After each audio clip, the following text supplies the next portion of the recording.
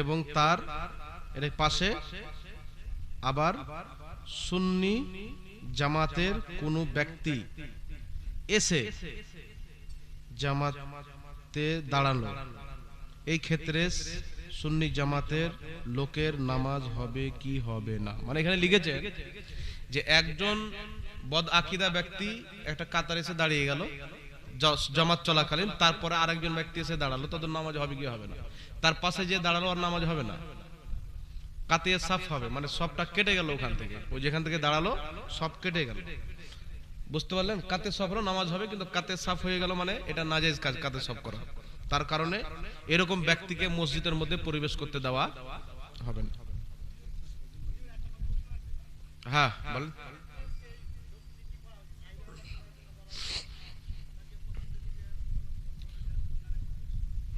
যদি ফিতনার আশঙ্কা থাকে ওকে বলুন পিছে এসে পড়ে চলে যেও।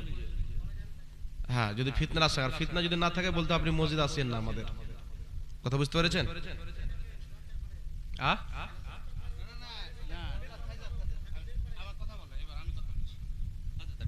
কি বলতে চাইছো বল?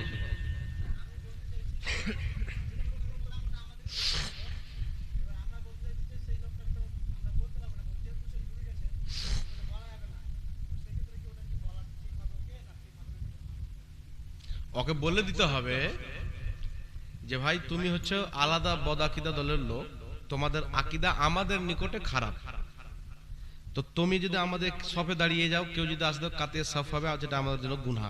তার কারণে তুমি যদি কাতে সব মানে সব কেটে গেল ওখান থেকে, বুঝে গেছে, কেটে গেল। ওকে বলবেন শুনেন, যদি ফিতনা হওয়ার আশঙ্কা না থাকে বলবেন ভাই আপনি আমাদের মসজিদে নামাজ পড়তে আসেন না। আর যদি কাতে সব হবার মানে ওই ফিতনার এগুলো কিছু থাকে না, ও দোয়া দরুদ কিছু করে ও তো পালিয়ে যাবে ফুচ করে। ফরজ নামাজের পরে আমরা যে হাত তুলে দোয়া করি না, ও দোয়া করে ও পালিয়ে যাবে।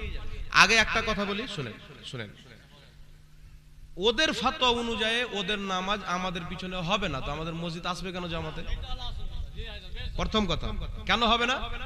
ওরা বলে তাবিজ ব্যবহার করা শিরক, আমরা তাবিজ ব্যবহার করি, তো ওদের ফাতোয়া অনুযায়ী আমরা মুশরিক, মুশরিকের পিছে ওদের মুসলমানদের নামাজ হবে হবে না। দ্বিতীয় কথা, আরেকটা বলে তোমরা কবর পূজা করো, তো আমরা যদি কবর পূজা করি তো আল্লাহ ছাড়া কবর পূজা করলে আমার পিছনে নামাজ হবে, তো ওদের ফাতোয়া অনুযায়ী আমাদের পিছনে নামাজ হবে না, তো আমাদের মসজিদ আসবে কেন? তো তোর যখন নামাজই হবে না তো তুই বেহায়ার মতন আসছিস কেন? কথা বুঝে এসছেন কিনা? ওকে এই কথা বলবেন যে তোমরা আমাদেরকে মুশরিক মনে করো, বিদাতি মনে করো, কাফির মনে করো, তো মুশরিক আর কাফিরের মধ্যে এই দেখেন কি ফিকহে মুহাম্মাদিয়ার মধ্যে কি লেখা আছে শুনেন। এখানে লেখা আছে যে হানাফি, শাফি, মালিকি, হাম্বলি মাযহাবের তাকলিদ করা হচ্ছে শিরিক।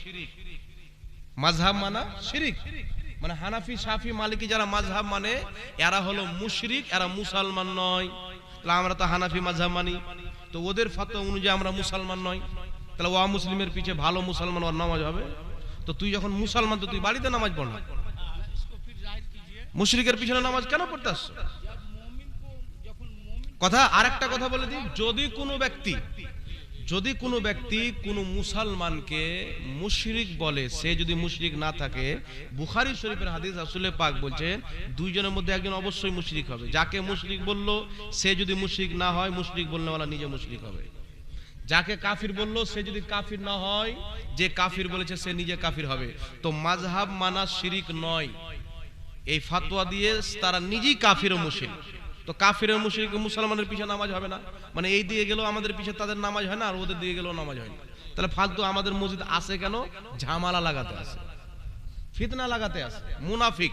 আর আমার নবী মসজিদে নবীর মেম্বারে চেপে বলেছিলেন উমুকের বেটা উমুক মসজিদ থেকে বেরিয়ে যাও। মুনাফিকদেরকে বের করে দিয়েছিলেন মসজিদ থেকে। কথা বুঝে এসছি আসেনি বাবা? তো একদিকে কিতাবে লিখছো আমরা মুশরিক, আর একদিকে আমাদের পিছনে নামাজ পড়ছো, এটা তো মুনাফিকি চরিত্র। আমরা তোমাদের মসজিদে জিন্দেগিতে নামাজ পড়বো না। কেউ যদি আমার গলায় ছুরি রেখে দেয়, উত্তর দিনাজপুরে একটা রাঙ্গামাটি বলে জায়গা আছে, ওদের একটা মাদ্রাসা আছে, আমি এখানে বক্তব্য দিচ্ছি, সন্ধ্যাবেলা চলেছে দ্বিতীয় দিন, যে আপনি আমাদের বিরুদ্ধে বক্তব্য দিয়েছেন, আপনাকে স্টেজে উঠতে দেবো না, আপনাকে ক্ষমা চাইতে হবে। আমরা তোমাদের কাছে ক্ষমা চাইবো, তোমাদের মাদ্রাসা আছে, হিম্মত থাকলে তোমাদের সবটি বলবি আমি একা চলো। যেটি বলেছি যেটি যে আমি পূজাইতে না পারি, জুতোর গলা ক্ষমাও চাইবো, জুতোর গলা মারাই পড়ে যাবো। রাঙ্গামাটি জিজ্ঞাসা করলে উত্তর দিনাজপুরে কামারতরের এইদিকে সাইডে গেলাম, তো ওখানে বলছেন না না ওরা বসবে না, কেন বসবে না? ভাগো, এখানে কি করতে এসছো তুমি? আর ক্ষমার কথা বলছে আমার গলাতে যদি ছুরি রেখে দাও তো ক্ষমা চাইবে না। ভাই আমরা বলি নবী নিজে ওসিলা দিয়ে দোয়া করেছেন পূর্বের নবীগণের ইন্তিকালের পর, তাদের সাহাবা দোয়া করেছেন। আর তোমাদের আকীদা হলো ওসিলা ধরা শিরক। জান্নাতুল বাকি বোর্ড লাগিয়ে রেখেছে যে নবী এবং ওলির ওসিলা দিয়ে দোয়া করা শিরকে আকবার, মানে বড় শিরক, মূর্তি পূজা করার চাইতেও বড় শিরক। আর আমরা নবীর ওসিলা মানি, আউলিয়া কেরামের ওসিলা মানি। তাহলে তোমরা নবীর ওসিলা নামাকে শিরক বলছো, আর আমার নবী বলছেন বিহাক্কে নবিয়্যিকা ওয়াল আম্বিয়া আল্লাযীনা মিন ক্বাবলিক, আল্লাহ আমার দোয়া কবুল করো পূর্বের সমস্ত নবীর ওসিলায়। তাহলে তোমার ফতোয়াতে তো নবী মুশরিক হলো, সাহাবা মুশরিক হলো। তো যেই ব্যক্তির ফতোয়ায় নবী সাহাবা মুশরিক প্রমাণ হবে, ও মুসলমান থাকবে? জোরে বলেন, মুসলমান থাকবে? থাকবে না। তার কারণে কি নাম আপনার? আলহামদুলিল্লাহ, শেখ আসফর আলী বাবজি আমার বাপের নামে 500 টাকা দিয়েছেন, আল্লাহ পাক কবুল করুন। তার কারণে যে ওরাকে বলবেন যে তোমরা বলো যে আমাদেরকে মুশরিক মুশরিক বলো, মুশরিক বিষয়ে নামাজ কেন করতে আসছো? কথা বুঝে এসছে? আমরা তোমাদেরকে বদআকিদা মনে করি, তোমাদের বিষয়ে জিন্দেগিতে নামাজ পড়বে না। কথা বুঝে এসছে? আসেনি? হযরত আলী রাদিয়াল্লাহু তাআলা আনহু বাড়িতে নামাজ পড়ছেন, সাহাবী বললেন আলী মসজিদে নববীতে নামাজ পড়ে এত হাজার গুণ বেশি নাকি, আর আপনি বাড়িতে নামাজ পড়ছেন? হযরত আলী বলছেন আমি নবী পাকের কাছে শুনেছি কোন জালিম ব্যক্তি যদি আমার মুসাল্লাতে চেপে যায়, আলী তুমি বাড়িতে নামাজ পড়িও, মসজিদে নববীতে নামাজ পড়ার সওয়াব আল্লাহ তোমাকে বাড়িতে দিয়ে দিবে। তো আমাদের মাসলা হলো কোন ওয়াহাবি মসজিদ যদি থাকে, সুন্নি মসজিদ না থাকে, তুমি বাড়িতে নামাজ পড়ো, মসজিদে জামাতের নেকি তোমাকে বাড়িতে দিয়ে দেবে। কথা বুঝে শিখাসিনি বাবা? তো এরা মসজিদে ফিতনা লাগাতে আসে, বাস তোকে বলতে ভাই ফিতনা লাগাতে তুমি আসিও না, আর তবুও যদি তুমি আসো তোমার সাথে ঝামেলা যদি না করবে না তো তুমি ওই পিছন দিকে দাঁড়াবে, আমাদের কাতারে দাঁড়িয়ে।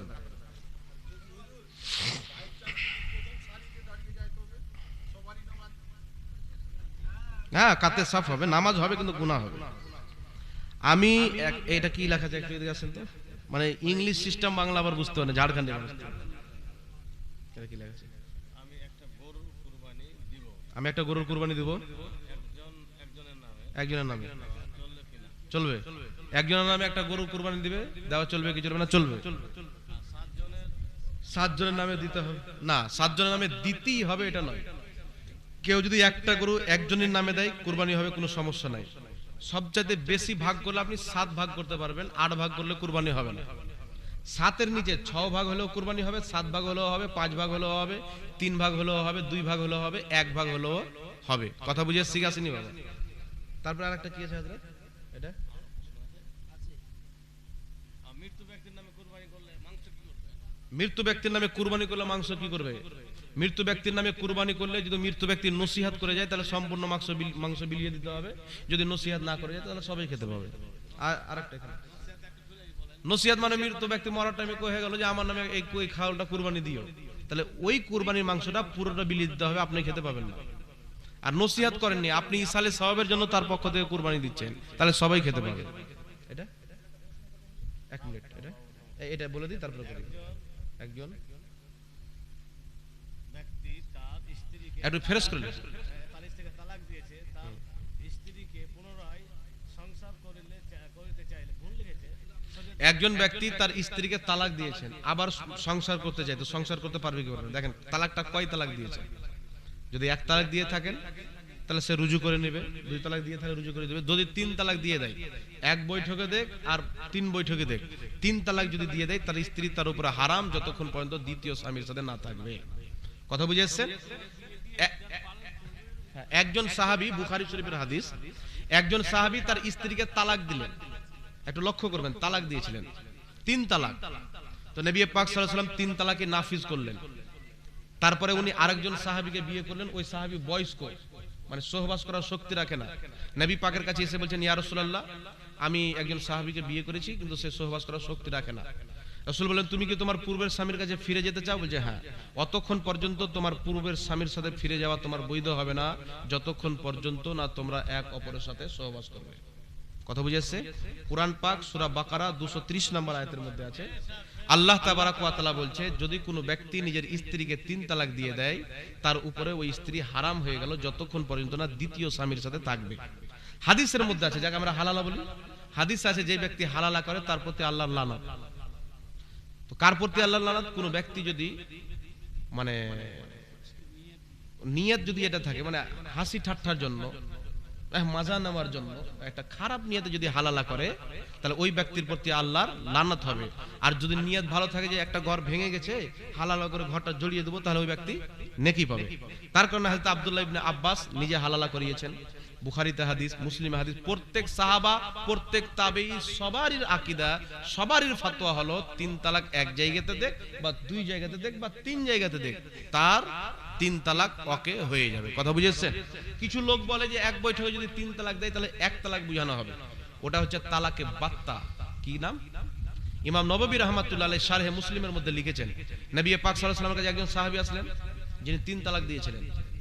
রাসূল পাক বলেন, তোমার কত তালাকের ইরাদা ছিল? বললেন, হুজুর 1। নবী পাক বলেন, একটাই হয়েছে। তো ওই তালাকটা কি ছিল? তালাকে বাত্তা। বাত্তা মানে আমরা বলি না, মুফতি সাহেব হুজুর আসলেন আসলেন আসলেন, মানে একটাকে তাকিদ করার জন্য দুবার আর বললাম। কথা বুঝেছেন কি আসেনি বাবা? একটাকে তাকিদ করার জন্য আরো 2 বার ওই শব্দটাকে ব্যবহার করলাম, এটাকে বলা হয় তালাকে বাত্তা। কিন্তু 3 তালাক দিয়েছেন ইবনে মাজাতে হাদিস, মুসলিম শরীফে হাদিস। রাসূল করিম সাল্লাল্লাহু আলাইহি সাল্লামের ফাতেমা বিনতে কায়েস বলছেন, আমার স্বামী ইয়ামান যাওয়ার সময় আমাকে 3 তালাক দিলেন, নবী পাক 3টাকে নাফিজ করলেন। বলেন সুবহানাল্লাহ। 3টা তালাককে নাফিজ করে দিলেন। তার কারণে 3 তালাকের সবার আকীদা, 3 তালাককে 1 তালাক কোন ব্যক্তি যদি মনে করে ওটা অবৈধ হবে, ওই সম্পর্ক রেখে দিলে সব জারু সন্তান হবে, সব জিনা হবে। হযরত, যে বিদেশে আছে ফোনের মাধ্যমে তালাক, নিশার অবস্থায় তালাক, তো আমাদের সমাজে মানুষ ভাবছে যে নিশাগ্রস্ত অবস্থায় কিংবা ফোনে মেসেজের মাধ্যমে তালাক হবে না, এই ব্যাপারে একটু বলেন। দেখেন, আরেকটা ধারণা আছে কি, যে আমি তালাক দিলাম, আমার স্ত্রী শুনেনি। আপনার স্ত্রী শুনুক বা না শুনুক, আমি যদি এখানে বসে আমার স্ত্রীকে 3 তালাক দিই, 3 তালাক হয়ে যাবে। আমার স্ত্রী শুনুক বা না শুনুক। কথা বুঝে শিখেছেন বাবা? যদি কোন স্বামী ফোনের মাধ্যমে ঝগড়া হলো, স্ত্রীকে তালাক দিয়ে দেয়, বেশিরভাগ এইভাবেই দেয়। বাইরে আছে, স্ত্রী কোথায় গেছো? বলে বাজার এসেছে। এই তুমি বেশি বাজার ঘুরছো, তোমাকে তালাক তালাক তালাক 3 তালাক এইভাবে দিয়ে দিল। তো ফোনের মাধ্যমে তালাক দে, চিঠিতে লিখার মাধ্যমে তালাক দে, বা 3 বন্ধু, 1 বন্ধু বা 2 জন বসে আছে তালাক দিয়ে দিল, তবুও তালাক হয়ে যাবে। কারণ তালাক দেওয়ার এখতিয়ার হচ্ছে পুরুষ। স্ত্রী শুনুক বা না শুনুক, যদি পুরুষ তালাক দেয় তাহলে তালাক হয়ে যাবে। কথা বুঝে ঠিক আছে নি বাবা? হ্যাঁ বাবু, কি বলছিলে তুমি? 1 মিনিট তুমি বলো, এরপর আপনার বলছি।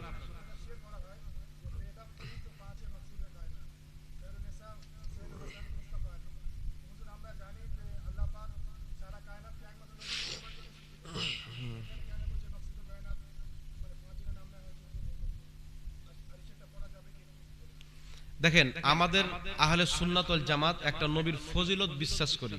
কি ফজিলত? যে নবীকে সৃষ্টি না করলে কিছুই সৃষ্টি করা হতো না। আলা হযরত বলছেন, ওজো না থে তো কুছ না থা, ওজো না হো তো কুছ না হো, জান হে वो জাহান কি, জান হে তো জাহান হে। আলা হযরত বলছেন, নবী পাক ছিলেন না তো আল্লাহ ছাড়া কিছুই ছিল না। নবী পাককে যদি আল্লাহ সৃষ্টি না করতেন, কিছুই সৃষ্টি করতেন না। নবী হচ্ছেন সারা কুল কায়নাতের জান। জান যদি না থাকে তাহলে কুল কায়নাত থাকবে না। যদি আমার আত্মা না থাকে, দেহটা থাকবে? ওরকম কায়নাতের আত্মা হচ্ছে নবী। এর পক্ষে দলিল নিতে হবে। দলিল হচ্ছে আল্লাহ বলছেন, লাউলা কালামা খালাকতুদ দুনিয়া, নবী তোমাকে সৃষ্টি না করলে দুনিয়া সৃষ্টি করতাম না। অনেক মৌলবি বলছে হাদিসটি জাল, বলে কি বলে না? কিন্তু ইমাম সাগানি রাহমাতুল্লাহ আলাইহি যেটা বলেছেন, ইমাম মুল্লা আলী কারি রাহমাতুল্লাহ আলাইহি নিজের কিতাব শারহুস সেফার মধ্যে লিখেছেন। ইমাম মুল্লা আলী কারি রাহমাতুল্লাহ আলাইহি নিজের কিতাব আসরারুল মারফার মধ্যে লিখেছেন। কি লিখেছেন? লাউলা কালামা খালাকতুদ দুনিয়া হাদা মাওদুআ। রাসূল করিম সাল্লাল্লাহু আলাইহি সাল্লামকে আল্লাহ পাক বলেন, নবী তোমাকে যদি সৃষ্টি না করতাম তো আমি দুনিয়া কি সৃষ্টি করতাম না। কোন হাদিস আছে জান্নাত করতাম না, জাহান্নাম করতাম না, জমিন করতাম না, আসমান করতাম না। এই হাদিসটিকে উল্লেখ করে ইমাম সাগানি বলছেন, হাদা হাদিসুন মাওদু, হাদিসটি হচ্ছে বানোয়াট, লাকিন মা'নান সহি, কিন্তু হাদিসের অর্থ সহি। জোরে বলেন সুবহানাল্লাহ। ইমাম মুল্লা আলী কারি বলেন, সহি হওয়ার অর্থ সহি হওয়ার কারণ কি? তো কারণ হচ্ছে ইমাম ইবনে আসাকির রাহমাতুল্লাহ আলাইহি নিজের কিতাব, নিজের তারিখের কিতাব তারিখ ইবনে আসাকিরের মধ্যে মারফু সূত্রে হাদিস নিয়েছেন, সনদ সহ। হাদিস কি? জিবরিল আমিন আলাইহিস সালাম এসে বলছেন, ইয়া রাসূলুল্লাহ, আল্লাহ যদি আপনাকে সৃষ্টি না করতেন, জান্নাত জাহান্নাম জমিন আসমান কিছুই সৃষ্টি করতো না। জোরে বলেন সুবহানাল্লাহ। তার কারণে ইমাম মুল্লা আলী কারি রাহমাতুল্লাহ আলাইহি শারহুস শেফার মধ্যে লিখেছেন, নবীকে সৃষ্টি না করা হলে কিছু সৃষ্টি করা হতো না, এটা হচ্ছে সহি কথা। ইমাম মুল্লা আলী কারি রাহমাতুল্লাহ আলাইহি আসরারুল মারফুর মধ্যে লিখেছেন, নবীকে সৃষ্টি না করলে কিছু সৃষ্টি করা হতো না, এটা হচ্ছে সহি কথা। ইমাম আজলুনী রাহমাতুল্লাহ আলাইহি কাশফুল খাফার মধ্যে লিখেছেন, নবীকে সৃষ্টি না করা হলে কিছুই সৃষ্টি করা হতো না, এটা হচ্ছে সহি কথা। ইমাম হাকিম রাহমাতুল্লাহ আলাইহি হাকিম আল মুস্তাদরাকের মধ্যে দুটি হাদিস নিয়েছেন। আল্লাহ বলছেন, আদম, আমি নবীকে সৃষ্টি না করলে তোমাকে সৃষ্টি করতাম না। আল্লাহ বলছেন, ঈসা, নবীকে সৃষ্টি না করলে তোমাকে সৃষ্টি করতাম না, জান্নাত সৃষ্টি করতাম না, জাহান্নাম সৃষ্টি করতাম না। ইমাম হাকিম বলছেন, হাদা হাদিসুন সহিহুন, নবীকে সৃষ্টি না করলে জান্নাত জাহান্নাম জমিন আসমান সৃষ্টি করা হতো না, হাদিসটি সহিহ। জোরে বলেন সুবহানাল্লাহ। তার কারণে পূর্বের সালাফগণ এটাই বিশ্বাস করেছেন, নবীকে সৃষ্টি না করা হলে কিছুই সৃষ্টি করা হতো না, এটা ঠিক আছে। তারপরে বেদম यही তো পাঁচ হে মকসুদে কায়নাত, মানে পাক পাঞ্জাতান। তো দেখেন, এইগুলো অনেক তাবিল আশার। একটা কথা যে উলামায়ে কেরামকে এমন শের পড়তে হবে না যার জাহিরি অর্থ খারাপ দেখা, পাবলিক বুঝতে পারবে না, অনেক তার ব্যাখ্যা তাবিল আছে। তাহলে এই ছন্দ না পড়াটাই হচ্ছে উত্তম। কথা বুঝে শিখেছেন? এই ছন্দ না পড়াটাই উত্তম। তবে একটা হাদিসে পেয়েছি যে নবীকে সৃষ্টি না করলে কিছু সৃষ্টি করা হতো না, এরকম হাদিস নাই যে ফাতেমাকে সৃষ্টি না করা হলে কিছু সৃষ্টি করা হতো না, এরকম হাদিসের কিতাবের মধ্যে নাই। আর একটা ছন্দ পড়া হয় কি, দামাদাম মাস্ত কালান্দার আলী দা পেহলা নাম্বার, এটা কলকাতায় খুব চলছে, যে আলী হচ্ছে প্রথম, কিন্তু কথাটা ভুল, এই গাজলটা পড়া যাবে না। কেন যাবে না? দামাদাম মাস্ত কালান্দার আবু বকর কা পেহলা নাম্বার, আগে আবু বকর, তারপরে ওমর, তারপরে আলী, তারপরে উসমান, তারপরে আলী। আলী হচ্ছে 4 নম্বরে। কথা বুঝে আসেনি বাবা? এটা আহলে সুন্নাত ওয়াল জামাতের ইজমাই আকীদা এবং বিশ্বাস যে নবীগণের পরে সর্বশ্রেষ্ঠ আবু বকর, তারপরে ওমর, তারপরে উসমান, তারপরে আলী। জোরে বলতে হবে সুবহানাল্লাহ। হযরত, তো এগুলো গাজাল শিয়ারা বানিয়ে বানিয়ে পড়ে। প্রশ্ন হলো যে কিছু মানুষ পেশাবের ফোঁটা মানে বন্ধ হয় না, বা কিছু মহিলার খুনের অসুখ আছে, যে যার জন্য নামাজ পড়ছে না, তো এদের জন্য কি নামাজ এই এতে অবস্থাতে মাফ হবে সব দিনের জন্য, যে মতো হাইজ ও নেপাসে হয়? দেখেন, মহিলাদের একমাত্র যে হাইজের খুন হয় সেই কালে তাদের নামাজ মাফ থাকে। বাকি যদি ব্যারামের কারণে থাকে তাহলে সেখানে তারা তুলা দিয়ে ভালোভাবে তারা নামাজ আদায় করবে। পুরুষরা রক্ত বইছে ফোঁটা ফোঁটা, তাহলে তারাও কি করবে, প্যান্ট পরবে, তার মধ্যে একটি তুলা রাখবে। কথা বুঝে শিখ আসেনি? ওরা নামাজ পড়ে সময় সময় তুলাটা ভিজে যাবে, তখন বের করে আবার নতুন তুলা ভরে দেবে বা কোনো কাপড় রাখবে, কিন্তু নামাজ পড়বে। উজু করবে, উজু করে মসজিদে ঢুকলো, মসজিদে নামাজ পড়ে যখন বের হবে কিনা, তারপরে পেশাব তো বের হচ্ছে, তখন আবার যদি মসজিদে পরিবেশ করে তাহলে দ্বিতীয় ওয়াক্তে নামাজ পড়ার জন্য তাহলে আবার দ্বিতীয়বার উজু করে নেবে। নাকি হুজুর? বাস, এবার হুজুর বলবে যে কিছু। তো হযরত হুজুর সাল্লাল্লাহু আলাইহি সাল্লামের পিতামাতার ব্যাপারে একটু আমাদের সমাজের মধ্যে যে বলছে যে ওনার পিতামাতা জাহান্নামী বা মুশরিক ছিলেন, এই ব্যাপারে একটু আলোকপাত করা। তওবা তওবা আস্তাগফিরুল্লাহ রাব্বি মিন কুল্লি যামবি ওয়া তুবু। দেখেন বিরাদর ইসলাম, নবী পাক সাল্লাল্লাহু আলাইহি সাল্লামের পিতামাতাকে যে ব্যক্তি জাহান্নামী বলল, সেই ব্যক্তি নবীকে কষ্ট দিল। আপনার মা তুলে যদি গালি দিই, সচ্চা কথা বলবেন, কষ্ট পাবেন ভাই, কষ্ট পাবেন। বাপ তুলে গালি দিলে কষ্ট পাবেন। আপনার মা তুলে বাপ তুলে যতই গালি দিই, এই গালি কম আপনার মা বাপকে জাহান্নামী বলার চাইতে। সবচেয়ে জঘন্য গালি কাউকে জাহান্নামী বলা। নবী পাক সাল্লাল্লাহু আলাইহি সাল্লামের পিতামাতা জাহান্নামী এই কথা যারা বলে, একটা আমাকে দলিল দেখা যে কোন কর্মের কারণে জাহান্নামী বলে। উনাদের চরিত্রের মধ্যে কোনো ব্যক্তি যদি একটা এমন ক্যারেক্টার দেখে দেয় যেটা জাহান্নামী, অর্থাৎ কোন মূর্তির পূজা করেছেন বা কুফরি করেছেন, একটা যদি দলিল দিতে পারে 10 লক্ষ টাকা তাকে পুরস্কার দেবে। কোন মায়ের লাল যদি থাকে পৃথিবীতে, একটা দলিল দিতে বলিয়েন যে নবীর মা পূজা করেছে বা বাপ পূজা করেছে বা কুফরি করেছেন, এরকম কোনো দলিল নাই। এইরকম কোনো দলিল না হওয়ার অর্থ হচ্ছে তারা জান্নাতি। জোরে বলতে হবে সুবহানাল্লাহ। আরেকটি কথা বলি শুনেন, হযরত আলী রাদিয়াল্লাহু তাআলা আনহু বলছেন, আল হাবিলিল ফাতার মধ্যে ইমাম সিউতি হাদিসটি লিখেছেন যে যদি কোনো জামানায় 7 জন মুসলমান না থাকে, দুনিয়া টিকে থাকবে না, ধ্বংস হয়ে যাবে। তাই নবী পাক সাল্লাল্লাহু আলাইহি সাল্লামের ভূমিষ্ঠ হওয়ার পূর্বে জামানায় জাহেলিয়াতে 7 জন ব্যক্তি ঈমানদার ছিলেন, তার মধ্যে নবীর মা, বাপ, নবীর দাদা। সুবহানাল্লাহ বলতে হবে। কথা বুঝে এসছে বাবা? নবীর দাদা উনিও মুসলমান ছিলেন, কারণ ওই জামানায় বাচ্চা জন্ম নিত তো কাবা ঘরে মূর্তি ছিল লাত, মানাত, উজ্জা, নাম রাখতো আব্দুল্লাহ, আব্দুল মানাত, মানে মূর্তির বান্দা হিসেবে নাম রাখতো। কিন্তু উনার বাড়িতে যখন বাচ্চা জন্ম নিলেন উনি বলছেন আমি মূর্তি মানি না, আমি এক আল্লাহকে বিশ্বাস করি, নাম রাখলেন আব্দুল্লাহ, আল্লাহর বান্দা। সুবহানাল্লাহ বলবেন না? তো এটাই তো ঈমানদার হওয়ার পরিচয়। এটা কি ঈমানদার হওয়ার পরিচয়? জাহান্নামী বানানোর দলিল দুটি আমি বলে দিচ্ছি শুনেন। জাহান্নামী নবীর পিতামাতাকে বানা হয় একটি মুসলিম শরীফের হাদিস। একজন ব্যক্তি এসে বলছে হুজুর আমার বাপ কোথায়? নবী পাক বললেন তোমার বাপ জাহান্নামে। ওই লোকটা মায়ুস হয়ে গেল, দুঃখিত হলো। তখন নবী পাক বলছেন শোনো, তোমার বাপ আমার বাপ দুইজনই জাহান্নামে। দেখেন যে আবা শব্দ আছে না, তো আবা শব্দ চাচার জন্য ব্যবহার হয়। ইমাম সিউতি রাহমাতুল্লাহ আলাইহি বলছেন নবী পাক যে বলেছেন তোমার বাপ আমার বাপ দুইজনই জাহান্নামে, তো নবী নিজের বাপ থেকে ওখানে আবু তালিবকে বুঝিয়েছেন। কথা বুঝিয়েছেন? কাকে বুঝিয়েছেন? আবু তালিবকে। এটাই মুহাদ্দিস মুফাক্কির মানে ফয়সালা করেছেন, আব্দুল্লাহর নাম কেউ বলেনি, সবাই তিনার চাচা আবু তালিবকে বলেছেন। জোরে বলেন সুবহানাল্লাহ। আর এ ওয়াহাবি তো নবীর মানে খটি খুঁজে বেড়ায় কি করে গাল হাতে ফেলবো, তো এ নবীর বাপের নাম ফিট করছে। কথা বুঝছেন? আরেকটা কথা বলি, হযরতে ইব্রাহিম আলাইহিস সালামের বাপ মূর্তি ব্যবসা করত, এই কথাটাও ভুল। কোরআন পাকে যে আছে যে ইব্রাহিম আলাইহিস সালামের বাপ মূর্তির ব্যবসা করতেন, ওটা ওনার বাপ থেকে ওনার চাচাকে বোঝানো হয়েছে। কথা বুঝেছে? ওনার চাচা নাম কি? আজার। কোন কিতাব আছে? তাফসিরে জালালাইন। আহলে হাদিসও মানে, দেওবন্দিরাও মানে, আমরাও মানে। সেই কিতাবের মধ্যে ইমাম সিউতি লিখেছেন ওটা ইব্রাহিম আলাইহিস সালামের বাপ ছিল না, ওটা ইব্রাহিম আলাইহিস সালামের চাচা ছিল। ইব্রাহিম আলাইহিস সালামের বাপ মূর্তি পূজা থেকে পাক ছিল, তিনি পাক্কা মুওয়াহিদ ছিল। বলেন সুবহানাল্লাহ। কথা বুঝে শিখাছেন? আরেকটা কথা, নবীর মাকে জাহান্নামী বানানো হয় কি নিয়ে? নবী বলছেন আমি আমার মায়ের কবর জিয়ারত করার অনুমতি চাইলাম, আল্লাহ আমাকে অনুমতি দিল। একটি কথা মনে রাখবেন, নবী তিনার মায়ের কবর জিয়ারত করেছেন, এটা জান্নাতি হওয়ার সবচাইতে বড় দলিল। কারণ কুরআন পাকের মধ্যে আল্লাহ পাক বলছেন মেহবুব তুমি কাফিরের কবরের পাশে দাঁড়াও না, কাফিরের কবরের পাশে দাঁড়ানো হারাম, কাফিরের কবর জিয়ারত করা হারাম, কাফিরের জন্য মাগফিরাতের দোয়া করা কুফরি। কথা বুঝেছে গেছে? তো কাফিরের কবর জিয়ারত করা হারাম, আল্লাহ কোরআনে নিষেধ করেছেন। আমার নবী কোরআনের বিপক্ষে আমল করতে পারে? জোরে বলতে হবে। তাহলে স্পষ্ট কি প্রমাণ হলো? নবী নিজের মায়ের কবর জিয়ারত করে প্রমাণ করে দিয়েছেন পৃথিবীর মানুষ কাফিরের কবর জিয়ারত করা হারাম। আমি আমার মায়ের কবর জিয়ারত করে পৃথিবীকে জানিয়ে দিলাম আমার মা কাফেরা ছিল না, আমার মা জান্নাতি। জোরে বলেন সুবহানাল্লাহ। আরেকটা দলিল দেয় কিছু বাংলাদেশের গুদল মুন্সি, কি নবী মাগফিরাতের দোয়া করতে চাইলেন, আল্লাহ দিলেন না অনুমতি। কেন অনুমতি দিলেন না? আর মানে নবীর মা জাহান্নামী ছিল, নাউজুবিল্লাহ। কেন দিলেন না?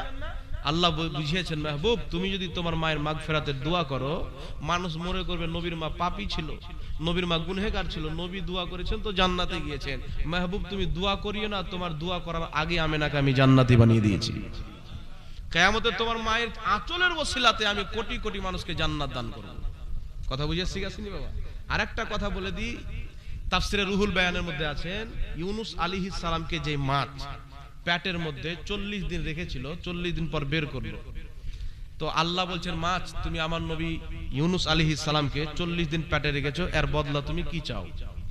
তো মাছ বলছে আল্লাহ তুমি যখন বদলা দিবে তো আমাকে জান্নাতে হাউজে কাউসারে রেখে দাও, জান্নাতীদের সাথে খেলাধুলা করব। আল্লাহ ওই মাছকে জান্নাতের হাউজে কাউসারে রেখে দিলেন। তো ইউনুস আলাইহিস সালামকে যে মাছ 40 দিন পেটে রেখেছেন ওই মাছ জান্নাতি, আর যিনি ইউনুস নবীরও নবী, ওই নবীকে নবী না মানালে কোন নবী নবুয়ত পেত না। সেই মুহাম্মদ রাসূলুল্লাহকে মা আমেনা 10 মাস পেটে রেখেছে। বলেন সুবহানাল্লাহ। মায়েশা সিদ্দিকা রাদিয়াল্লাহু তাআলা আনহা একটি চাদর আগুনে ফেলে দিলেন, সাহাবী বলছেন কিছুক্ষণ পর তুললেন, তো আগুনটা যখন ফেলেন তো নোংরা আবর্জনা লাগা ছিল, যখন তুললেন তো সাফ। জিজ্ঞাসা করলেন আম্মা জান আগুন তো মানুষ হোক কাপড় হোক জ্বলায়, এ তো সাফ করলো।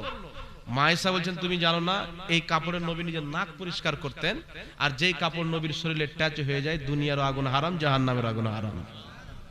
তাহলে কাপড় যদি টাচ হয়ে যায় নবীর শরীরে, জাহান্নামের আগুন দুনিয়ার আগুন জ্বালাইতে পারে না। তো যেই পেটের নবী 10 মাস রয়েছেন জাহান্নামে জ্বালাবে, আর আমার নবী শান্ত থাকবে না? কি বলেন?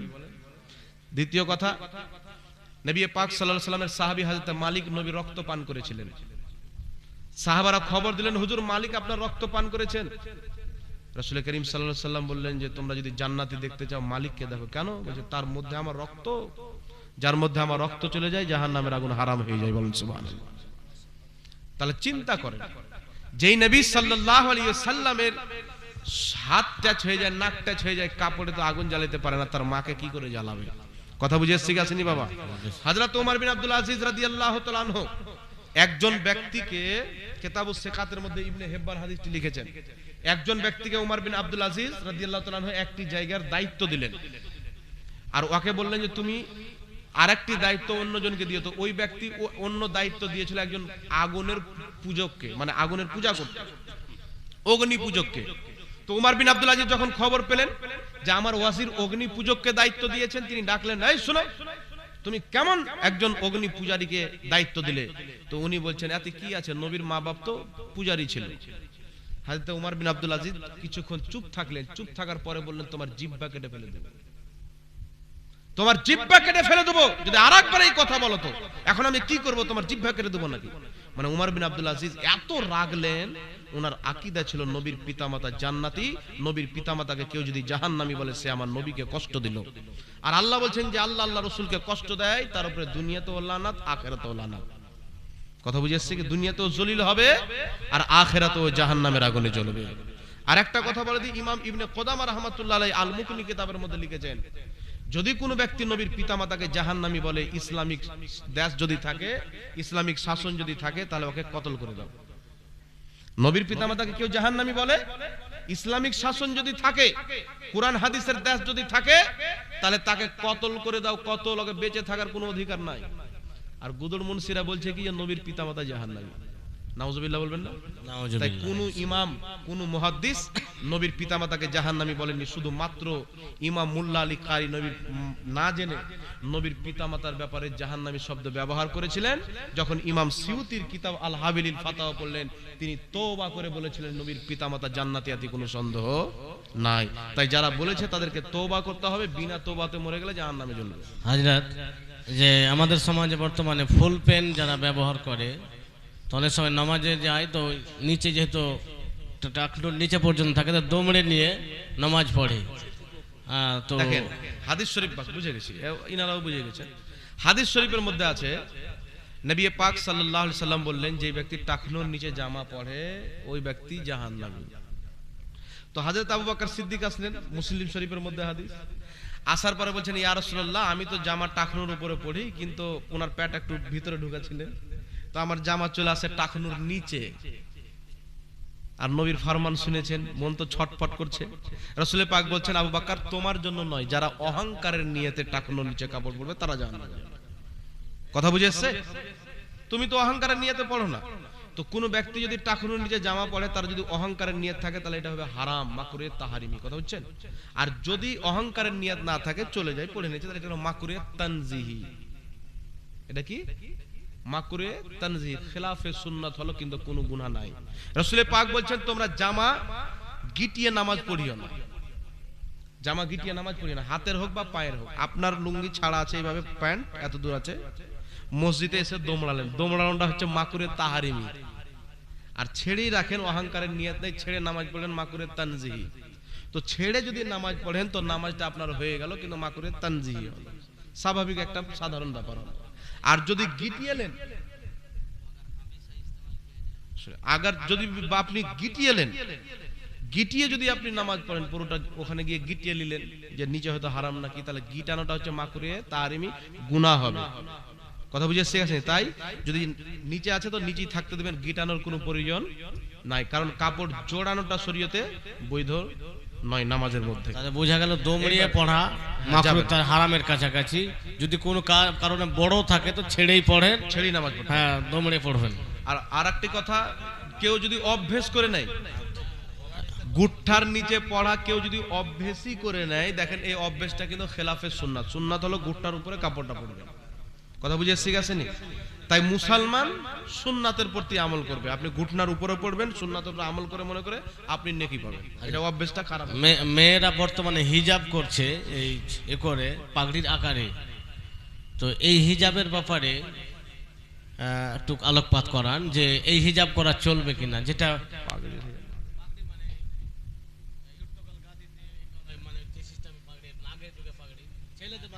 ছেলেদের সাদৃশ্য করে যেভাবে পাগড়ি করায় ওই করে।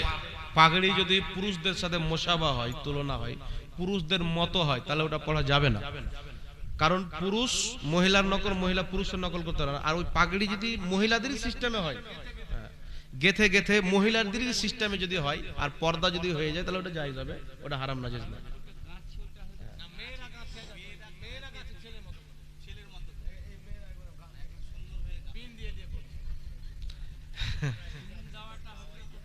ওটা একটা সিস্টেম বেরিয়েছে না। যাক, চেহারা যদি ভালো করে ঢেকে দেয়, যদি গিটে গিটে কিভাবে করে ওটা তো দেখেনি, যদি চেহারা যদি ঢেকে যায়, পর্দা হয়ে যায়, তাহলে পর্দা হয়ে যাবে, আলহামদুলিল্লাহ, কোনো অসুবিধা হবে না। দে অন্যটা বলে, সব বলি না, নাহলে মা বোনরা বলে আর খালি তো যাই হোক, ওই মতো পাগড়ির মতো করে ছেলেদের মতো করে মেয়েদের হিজাব করা ছেলের চলবে মতো না, পাগড়ি না হয়তো বলে চলবে না, চলবে। বরখা পড়ে কি জন্য? পর্দার জন্য। পাথর চিকচিকা ফিকচিকা পাথর যদি লাগান, তো সব তো আপনার দিকেই দেখবে।